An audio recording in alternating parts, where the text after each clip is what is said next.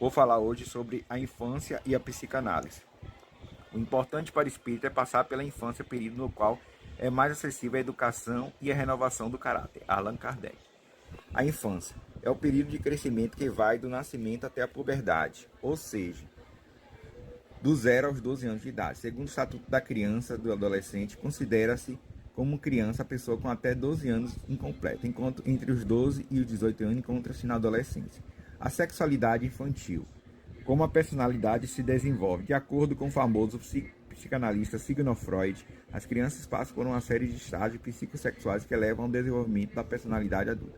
Sua teoria descreveu ao longo da personalidade e se desenvolveu ao longo da infância. Embora a teoria seja bem conhecida em psicologia, sempre houve bastante controvérsia, tanto durante o tempo de Freud quanto na psicologia moderna.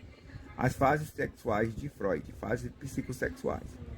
A fase oral, estágio oral, faixa etária do nascimento vai de 1 e a zona erógena é a boca. Durante a fase oral, a principal fonte de interação da criança ocorre através da boca, de modo que o reflexo de enraizamento e sucção é especialmente importante. A boca é vital para a alimentação e o bebê recebe prazer da estimulação oral por meio de atividades gratificantes como a degustação e sucção. Como o bebê é totalmente dependente dos cuidadores responsáveis pela alimentação da criança, a criança também desenvolve um sentimento de confiança e conforto por meio dessa estimulação oral. O principal conflito desse estágio é o processo de desmame. A criança deve se tornar menos dependente dos cuidadores. Se a fixação ocorre nesse estágio, Freud acreditava que o indivíduo teria problemas com dependência ou agressão. A fixação oral pode resultar em problemas como beber, comer, fumar ou roer as unhas. Fase anal, estágio anal, fase etária de 1 a 3 anos. Intestino, a zona erógena e o intestino em controle da bexiga. Durante o estágio anal, Freud acreditava que o foco principal do libido era controlar os movimentos da bexiga e do intestino. O principal conflito nesse estágio é o treinamento de toalete. A criança precisa aprender a controlar suas necessidades corporais. Desenvolver esse controle leva a um sentimento de realização e independência. De acordo com Freud, o sucesso nesse estágio depende da maneira como os pais abordam o treinamento do toalete. Os pais que utilizam elogios e recompensa pelo uso do banheiro no momento apropriado incentivam os resultados positivos e ajudam as crianças a se sentirem capazes e produtivas. Freud acreditava que as experiências positivas durante esse estágio serviram de base para que as pessoas se tornarem adultos competentes, produtivos e criativos. No entanto, nem todos os pais fornecem o apoio e incentivo que as crianças precisam durante essa fase. Alguns pais, em vez disso, punem, ridicularizam ou envergonham a criança por acidentes. De acordo com Freud, a resposta inadequada dos pais pode resultar em resultados negativos. Se os pais adotarem uma abordagem que é branda demais, Freud sugeriu que uma personalidade anal expulsiva poderia se desenvolver, na qual o indivíduo tem uma personalidade confusa, esbanjadora ou destrutiva. Se os pais são muito rígidos e começam cedo demais o treinamento, Freud acreditava que uma personalidade anal retentiva se desenvolve em que o indivíduo é rigoroso, ordenado, rígido e obsessivo. Fase fálica. O estágio fálico vai de 3 a 6 anos. É a zona erógena e genitais. Freud sugeriu que durante o estágio fálico o foco primário do libido está nos genitais. Nessa idade, as crianças também começam a descobrir as diferenças entre homens e mulheres. Complexo de Édipo. Complexo de Édipo, criado por Sigmund Freud, caracteriza o afeto e vínculo de um filho com a sua mãe, combinados com um sentimento de rivalidade com o pai. Sintomas: na vida adulta, proximidade excessiva com a mãe, relações amorosas fracassadas, impotência sexual, interesse por pessoas mais velhas, dificuldade por ter relações amorosas estáveis. Consequência: dependência econômica da mãe, conflito nos relacionamentos, dificuldade em amadurecer psicologicamente, estabilidade emocional.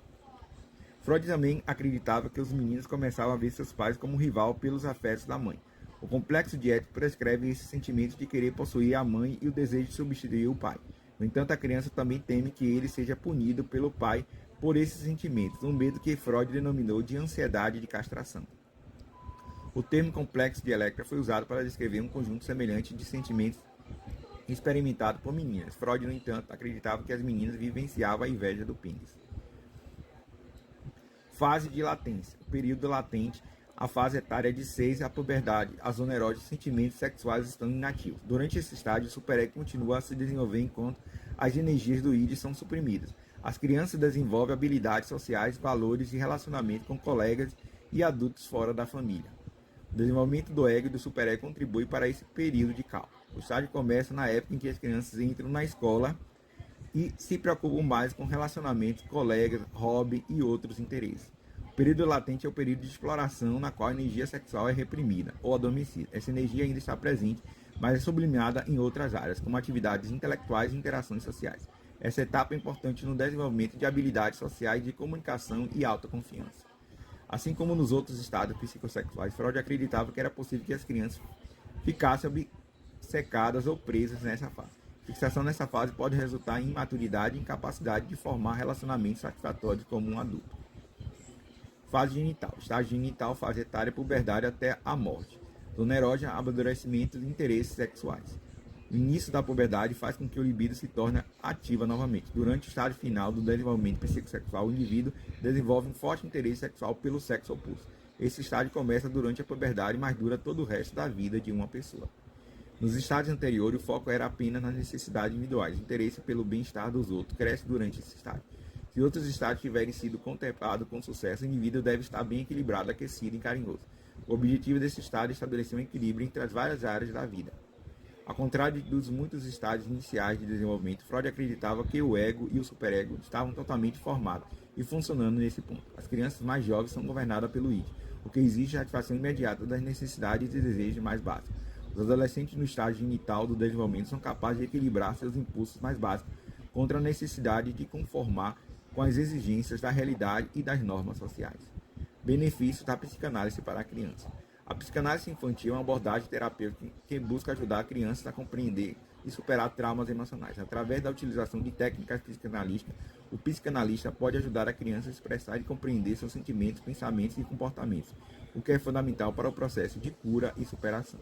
Além disso, a psicanálise infantil também pode ajudar a criança a desenvolver habilidades sociais e emocionais, melhorar a autoestima e aumentar a capacidade de lidar com situações estressantes no futuro.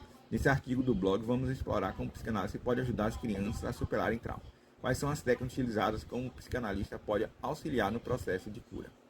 Isso é a infância e a psicanálise.